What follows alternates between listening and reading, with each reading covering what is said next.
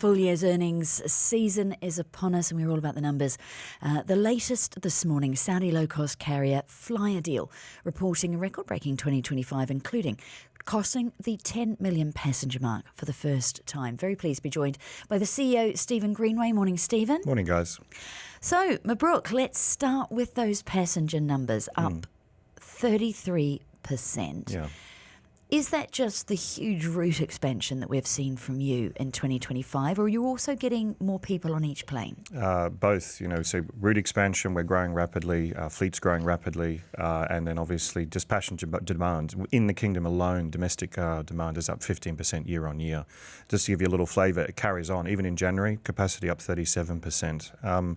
It's just a booming market at the moment, which is really great. What's pushing the domestic demand within Saudi? The growth of the economy, the diversification of the economy, the projects you hear about and read about and so forth as well. So that's really stimulating the economy as well. And just the general opening up of Saudi Arabia, people coming into the kingdom and flying around the kingdom as well. You've tied up with the sister company Saudi's loyalty program. Yeah, We've Alpha had Sun.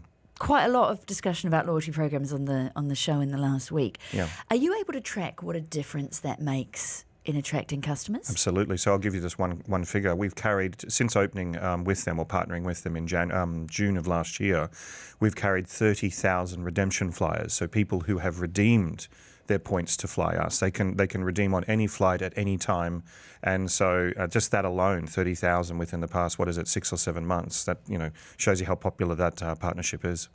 And a 66% expansion in routes, including South Asian operations launching in 2025, five destinations in Pakistan. Absolutely. So Pakistan, India's on our radar this year. And we're also doing Umrah flying down to Indonesia, Malaysia, Bangladesh as well. So that's a precursor for when we get our wide bodies next year. You're a private company, so you don't need to share, you don't need to share anything, but you don't need to share your balance sheet. I am interested in your costs, though, because it sounds like an expensive year, all that expansion, hiring, wet leasing, big new operations control centre that you've opened as well. Yeah, all bells and whistles. No, I would say it's economies of scale. The key thing is getting up to a decent scale, which is typically 50 aircraft or more, and you really start seeing that impact your unit cost. We're flying longer, we're flying more. We are investing in the company, we have to, but that is actually bringing our unit costs down. You've upped your headcount by just over a quarter. We know that Emirates is also on a bit of a hiring spree. A lot of airlines are at the moment. How easy is it to find staff in your sector? Reasonably good, because from our perspective, we have a huge domestic market.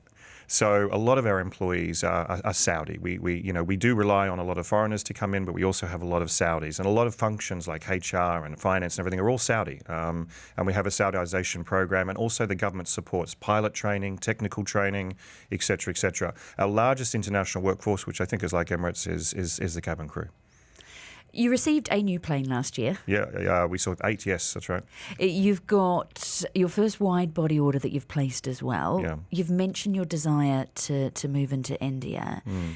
How much is that going to depend on more aircraft coming in? Can you get the planes fast enough for how much you want to scale? We can't, and I think Emirates would probably say the same thing. We always want more planes, but given the supply chain issues we've had since COVID, that continues, and it's hard to get aircraft on time and delivered as promised. So a good example, we were meant to have 4 A321s, which are new to our fleet coming into this year.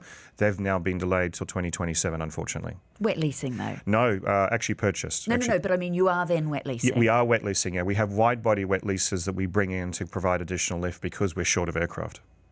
Are you looking for more UAE landing slots? Yes. Can you get them? Specifically Dubai. Dubai World Centre, DWC, no issue whatsoever. But in terms of Dubai itself, DXB, yes, there's problems there. I mean, every airline complains they can't get enough access. I mean, when something pops up, we grab it as best we can, but access is a problem. RAK Airport is looking to expand. Are you having any chats to them? Not really. We're well focused on Dubai and DWC at this moment in time, and hopefully, inshallah, also Abu Dhabi over the next year. What is the route into South Asia beyond? You've mentioned those countries there, South Asia, the UAE. What does the route look like for your international expansion beyond that? So we want to be able to do everything from Western Europe, so think UK and France, all the way down to Southeast Asia, which is Malaysia, Indonesia, Bangladesh, and the Philippines. Why? Labour traffic for one, bringing labourers and workers into the kingdom, which we need to build the streets up all the way to doctors, and then also the religious traffic going to Mecca through Jeddah. You've mentioned Europe there. If we take a story that's making headlines in the last week out of the EU to do with low-cost carriers, a vote that could see a free cabin bag on all flights across Europe.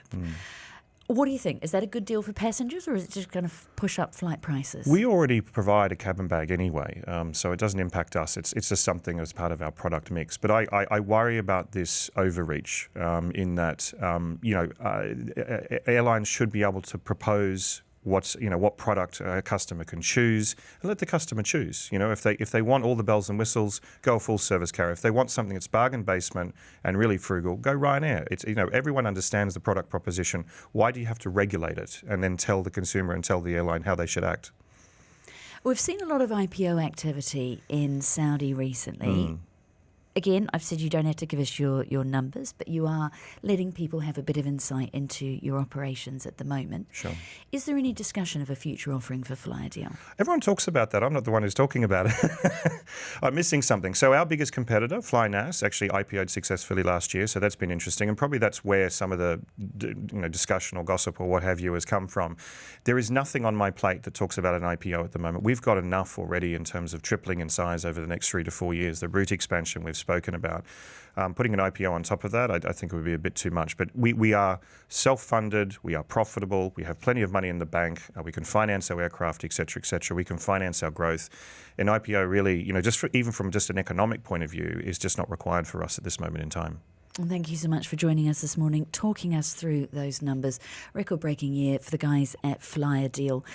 Passenger numbers up by 33% and crossing the 10 million passenger mark for the first time. CEO Stephen Greenway, we appreciate you. Thanks, guys.